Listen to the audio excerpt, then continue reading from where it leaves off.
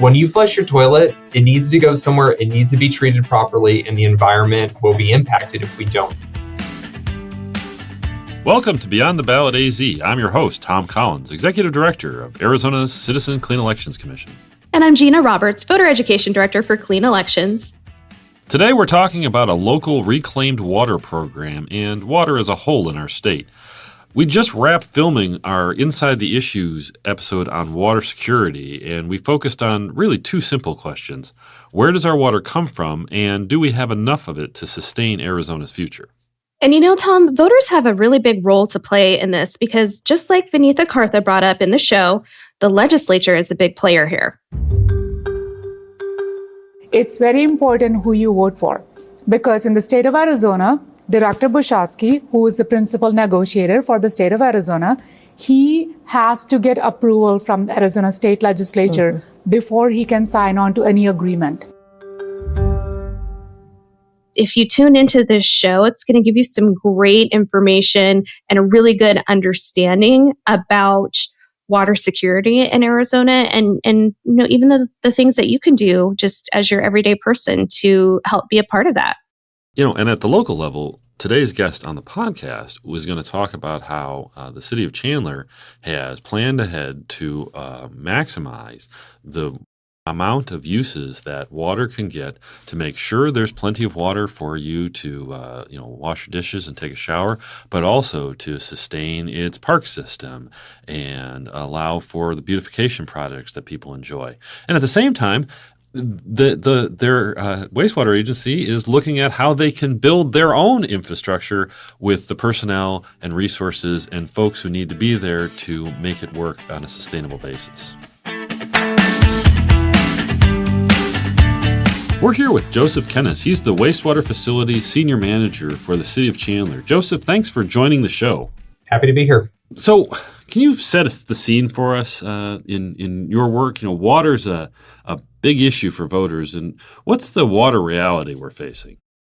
Every drop of wastewater that we get, we want to be able to clean that up, purify it, and then reuse it again as reclaimed water. So my limitations are just after it's gone down your toilet or under your sink or through your sink, then it comes to us where we clean it up, and then we can figure out ways to use that to sustain the amount of water that we need to keep all the things beautiful or nice, or essentially keep the amount of drinking water that we have to the lowest amount needed so that we're not using drinking water for things that we can use reclaimed water for.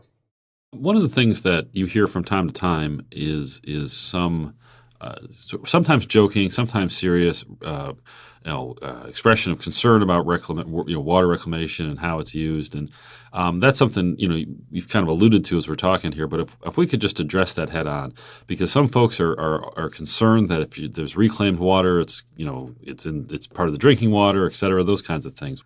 So ultimately, there is a lot of reclaimed water that goes back into the aquifer. So we inject that back into the ground and we pull that back up as potable water in different areas.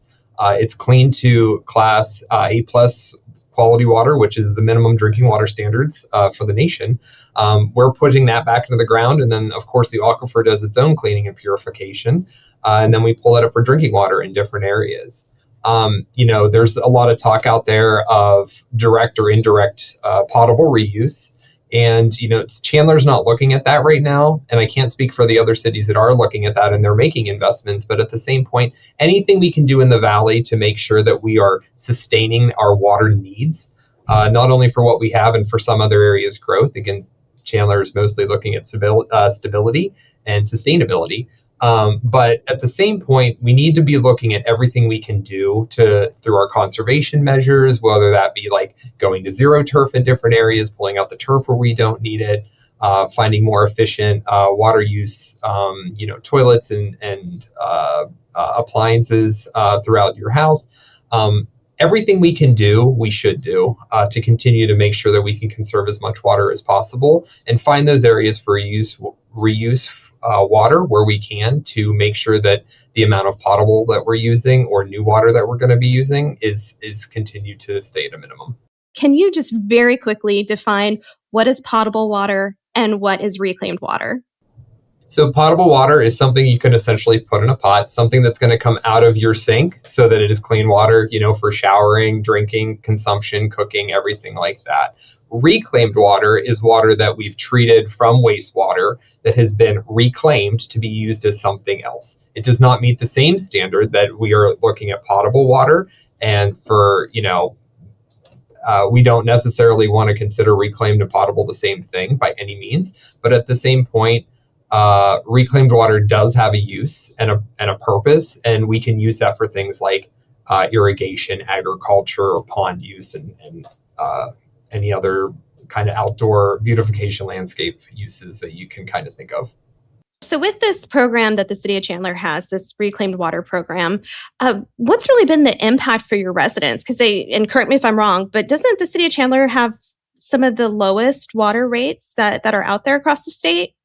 Yes, as far as I know, in the Valley, we actually have the lowest rates. And sometimes people find that to be a red flag, like we're not keeping up with things. But Chandler is the city of innovation. And so that is also shown through what we've done with water over the years. We've had reclaimed water infrastructure for a very long time. We've had those projects that were completed years and years ago when it was cheaper to complete those. So when we were building out the city, especially on the southern part below the 202, we were able to put in reclaimed water distribution system pipeline along with all the other infrastructure, which delivered it to all those different areas. So without needing as much potable water and offsetting that with reclaimed water needs, we were able to keep rates to some degree lower, partially through those investments years before other people or other cities had been doing so. Do you have any insights for us about, what we're looking at for the future of water in Chandler? Just taking on that theme of innovation and preparing?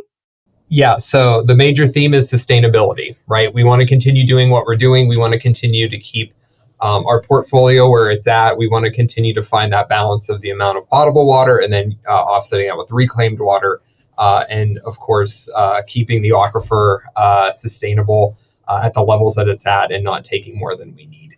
So I think for the long term, Chandler's looking at sustainability of its water portfolio.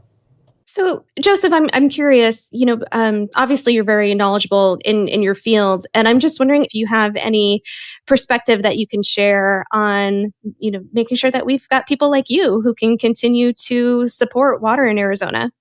So I grew up in Pennsylvania, actually, very rural on a dairy farm. And so my whole life has been around, less than, clean, ideal situations. I didn't grow up with parents that went to an office. I grew up with parents who were out, in fields, in dirty situations, right? Dirty jobs. So my background kind of led me to what was I going to do with this? I got a degree in biology, and afterwards it was 2009. And I didn't know exactly what I was going to do. And somebody suggested, hey, you should really look into wastewater. There's a need for like management and operations and everything. And could be a really good field. And it turned out to be an excellent field for me. So I worked my way up from a laborer up into supervision. And then it made my way out here about in June, it'll be 7 years ago to run one of the wastewater facilities here. And have since bumped up into a senior management role. That being said, we put a lot of investment into training the next generation of operators here. We have a very robust operator trainee program.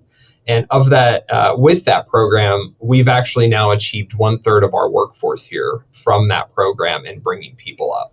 But I will say the biggest challenge that we've had is finding people who can handle taking on call and working those nighttime phone calls when they come in, right? That's been a little bit of a challenge, and that's something we speak to and we develop and we work with people to understand.